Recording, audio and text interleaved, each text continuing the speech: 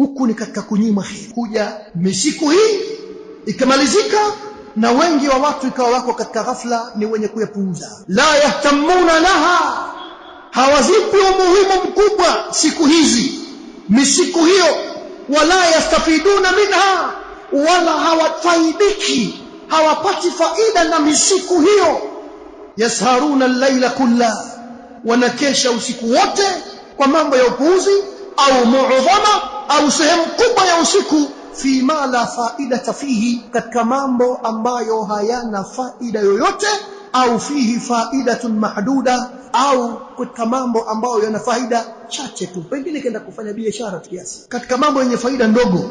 Yumkinu husuluhum alaiha fi waqtin akhar, faida ambazo zaweza kupatikana katika wakati mwingine.